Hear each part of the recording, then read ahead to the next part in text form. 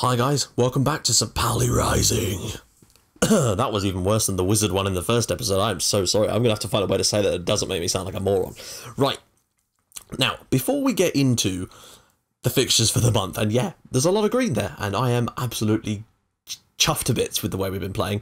But before that, I just want to take you over to the transfer screen, and just so you can see, firstly, we did in fact get Soren Brandy, so that deal was done, and he has joined us, and he has played a couple of games for us, and yeah, things have been going well. Now, we've had an offer from Bayern Munich for Zvonimir Jankovic, and you remember him from our first episode as a very, very talented young player, basically, and they have offered us £1.5 million for him, and I'm going to tell them to shove it up their bollocks. I'm going to do that right now, so you can see it. Reject all offers or a lower or equivalent value. Thank you. Basically, no way in hell I'm going to. Plus, it's a bit of a dodgy deal anyway. I mean, it's not really that much money. So, offer me 10 million and I might suggest I might say otherwise. But frankly, 1.5 million is an insult and I will slap you with the proverbial glove. Now, let's get into the games because we do have some. Obviously, we do have a highlighted game, and I'm going to show you as the highlighted game the first day of the season because I was very unsure of how things were going to go. As I was unsure if our tactic was actually going to work, but I figured it's a good time to be playing a relatively new side. You know, as much money as they've got, they are still a newly promoted side from the third tier, so we shall see how things go. Now, you'll notice that everything does seem to be processing relatively far. Oh, actually, no, that's not too bad, actually. It's still quicker than it was on Football Manager 14. So, now, I don't know how to get to the... no, that's the upload. Where's the highlights? How do we get to the highlights? I genuinely don't know how to get to the highlights. That's weird. Does anyone know how to get to the highlights? I've not actually looked at like doing highlights of a game yet, and I can't see any highlights. I don't want to upload highlights. I just want to show you the highlights. Yeah, so that's interesting. If anyone knows how to actually get to the highlights, then let me know. Is there a way on back here? Apologies for this, guys. I'm at a loss to see how we can... Yeah, get team report, blah, blah, blah. View match. I'm very confused. It's probably blatantly obvious and I'm just completely ignoring it, but I don't see any option here to show you guys the highlights of the game. Full? No. That did nothing. So, yeah, can I just do this in it? No, that definitely wasn't the correct button. Oh, wait, what? No, that's not right either.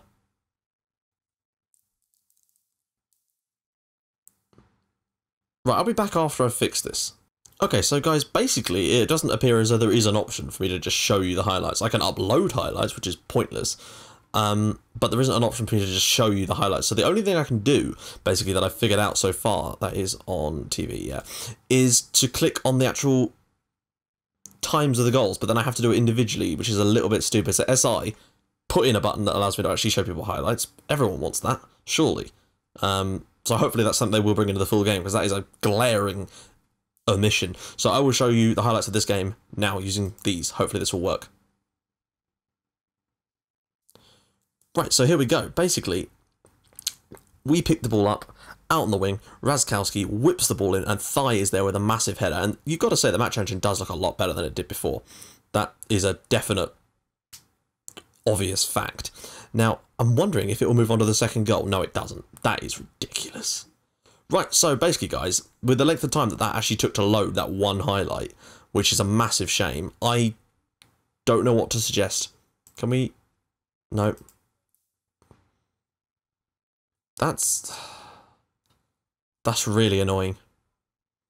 Okay, so unfortunately, I can't even show you the highlights of the games anymore at the moment until they fix that, which they better, because that is really, really irritating. Why would you take that out?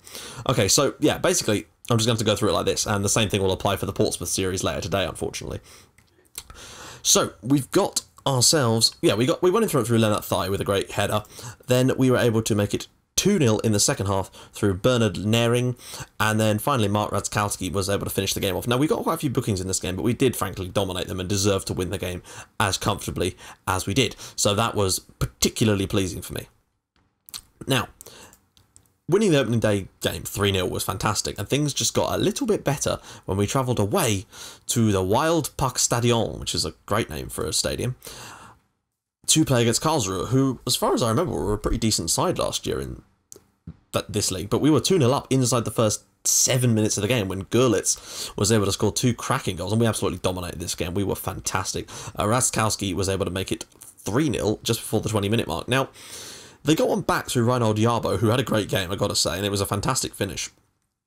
But then we made it 4-1 through Antti Budimir, who had just brought on as a substitute. Jan Mauersberger was able to make it 4-2, and they didn't deserve that, so thankfully Marcus Thorand was popped up in extra time at the back post with a great header to make it 5-2, which is about as good a win as I could possibly expect at this stage in the game. Now, what does this save match thing mean? Does that mean anything? No, it doesn't. Useless. Right, moving on. I'm so sorry that I can't show you the highlights. I just didn't imagine that they would take a feature like that out of the game. So, Waldorf, and if it isn't taken out, let me know where it is, because I sure as hell can't find it. Right, we have Waldorf next in the cup, and it was a shame, because I expected us to win by probably a couple more goals than we actually did. We were dominant, but it took us until the 79th minute to break them down when Dennis Dauber was able to put us in front. It was a great sort of strike. He got the ball on the edge of the area, twisted round a player, and fired it low and hard into the bottom corner. Great goal. They'd really been putting up quite a fight. They did a pretty decent job against us, to be honest, but they just didn't have enough going forward to make any kind of real impact on us. Next up, though, lastly, literally in the dying seconds of the game, Haruna Babangida with his first goal. He came on as a substitute, and I think I was playing him like in the centre, in fact, but he still popped up with a great finish. So he looks like he could be a good impact player, admittedly against a really low quality opposition, so it's really hard to tell. Moving along, we had 1860 at home, and this was a game I was really gunning for, because I wanted to try and get us 3 wins out of 3 in the league, and that is exactly what we went and did. Now, Leonard Thai put us in front on the 29th minute with a fantastic finish, and I can't even see what time Bookman's goal was. Not going to show me. Okay, so there isn't a tooltip. It would appear they don't have that anymore either, that pops up. Let's just see. It should say on here when the goal was. Nope, that's useless as well. Cool. There is some glaring omissions here. I know it's only the beta, but that's the sort of stuff that you really would expect to be in the game already. It's not difficult. It's stuff from last season.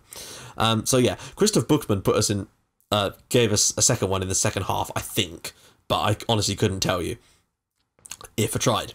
He was also man of the match, because I'm pretty certain it was his cross that Leonard Thai was able to put in the back of the net. Now, we were definitely better than them, and Bernard Nering was sent off with about 20 minutes to go, so I did have to kind of settle on the game, which is why in the end they actually ended up having more possession than us, because we did just kind of park the bus from that point onwards, because I wanted to make sure that we secured the win, and we did, and didn't concede either, so that was a damn good performance too.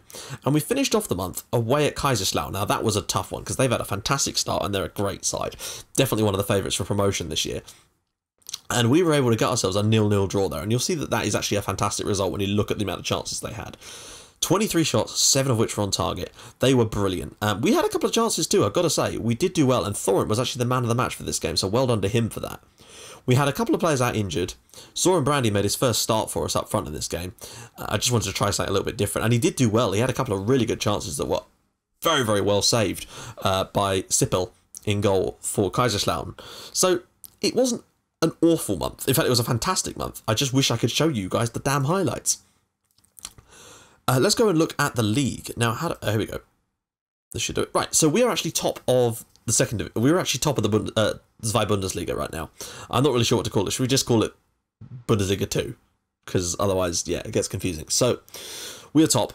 Level on points with Dusseldorf. And as you'll see, Red Bull Leipzig have won every game except that game that they lost to us on the opening day. And they've been brilliant. So, they look like they could be one to watch, but Ingolstadt and Au are also up there. Kaiserslautern up there as well, but it looks like it's very tight at the moment. It's really hard to tell who's going to be going up or down, although I've got to say, Heidenheim, it does not look good for you guys. And I know they're newly promoted as well. They and Darmstadt, along with Red Bull Leipzig, were the ones that came up, I believe.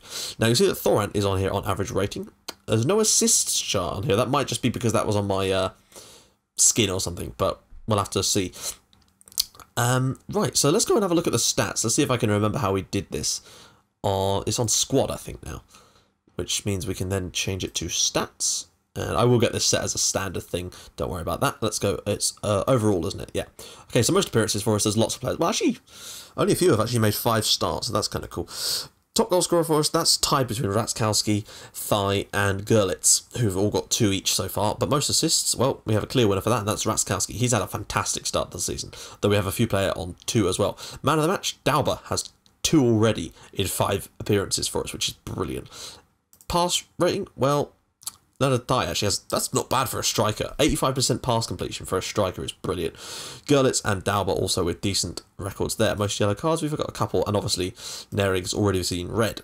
Average rating overall, Dauber 7.82, which is bloody phenomenal. So well done you on that, Dennis. Now, today we're going to take a little look at the stats of Ratskowski, since he is apparently the best player on this team, and you can see why. Look at those stats. He's got some pretty...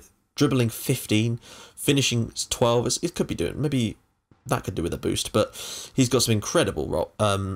He's best as a trequartista. We're using him as an attacking midfielder with an attacking intent, and the only thing that he really stands out there as being possibly needed some work is the composure. That is something that does need a little bit of work. Let's see if there's any changes to it. So his anticipation has gone up, which is good, but I'd like to maybe train his composure. See if I can. Can you do that? He's working on strength at the moment, but I think potentially his composure would be a... Oh, is that not something we can train? Oh, yes it is. Right, yeah, so I think we should train that. Get his composure up. That will be better for that role. So, yeah. So this is useful because it allows me to see things like that and then save that in for later use, which is damn useful. Let's just see if I have any promises to anyone. I don't know if I do or not. Yes, we do. So I've basically promised to let Verhoek go if Groningen put in a bid for him, because he's not going to get a game for us, unfortunately. He's not got the level of performance. Like, we've got Thai, we've got Brandy, and we also have... Oh, there's someone else that we can play up front as well. So I just don't think that Verhoek's going to get a game for us, sadly, because he actually has been playing quite well, I think, for St. Pauli in real life. So just one of those things, though. And Antti Budimir, I promised him... Oh, Budimir is the other guy that could play that role. I promised him an increase in first-team football because I knew I was going to use him, and as you can see, my promise has been kept. He is getting some first-team football, so that's good. He's played a lot off the bench, but he's generally my go-to guy off the bench, so that's good to see as well. We also have Nertha, who can play off the bench too, so Verhoek wasn't going to get a look in. So that is basically that. Now, in our next episode, hopefully, maybe they'll have done another update by the time that one comes around to you guys seeing it, but it seems very unlikely. I might be able to show you some highlights, but if I can get enough time under my belt, I might be able to see if we can do a live com in that game, because then that would be awesome, and it would make up for the fact that I can't show you the highlights.